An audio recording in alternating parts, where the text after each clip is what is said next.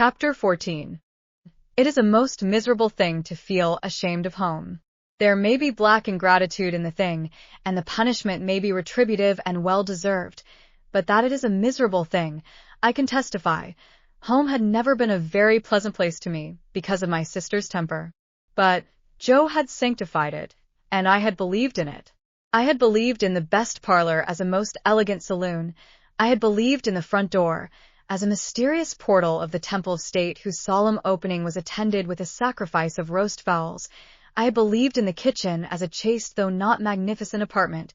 I had believed in the forge as the glowing road to manhood and independence. Within a single year, all this was changed. Now it was all coarse and common, and I would not have had Miss Havisham and Estella see it on any account.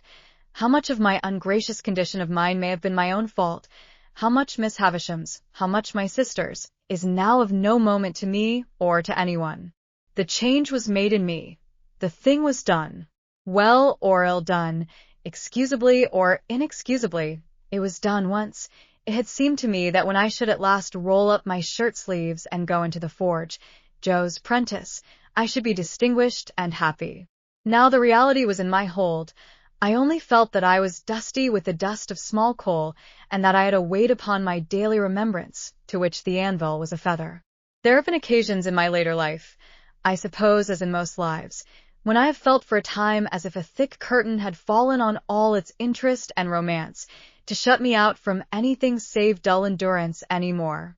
Never has that curtain dropped so heavy and blank as when my way in life lay stretched out straight before me through the newly entered road of apprenticeship to Joad. I remember that at a later period of my time, I used to stand about the churchyard on Sunday evenings when night was falling, comparing my own perspective with the windy marsh view, and making out some likeness between them by thinking how flat and low both were, and how on both there came an unknown way, and a dark mist, and then the sea.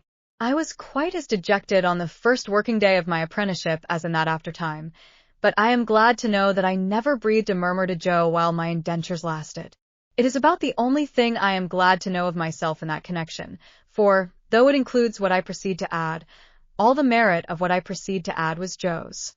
It was not because I was faithful, but because Joe was faithful, that I never ran away and went for a soldier or a sailor. It was not because I had a strong sense of the virtue of industry, but because Joe had a strong sense of the virtue of industry that I worked with tolerable zeal against the grain.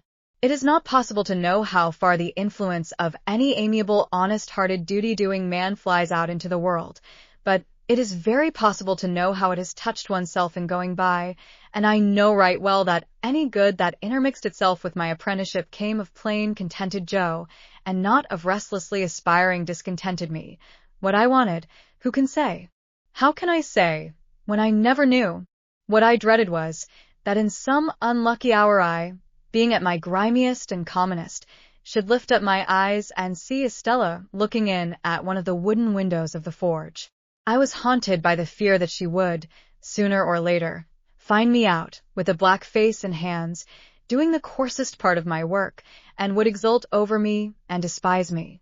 Often after dark, when I was pulling the bellows for Joe, and we were singing Old Clem, and when the thought how we used to sing it at Miss Havisham's would seem to show me Estella's face in the fire, with her pretty hair fluttering in the wind and her eyes scorning me, often at such a time I would look towards those panels of black night in the wall which the wooden windows then were, and would fancy that I saw her just drawing her face away, and would believe that she had come at last, after that, when we went into supper, the place and the meal would have a more homely look than ever, and I would feel more ashamed of home than ever, in my own ungracious breast.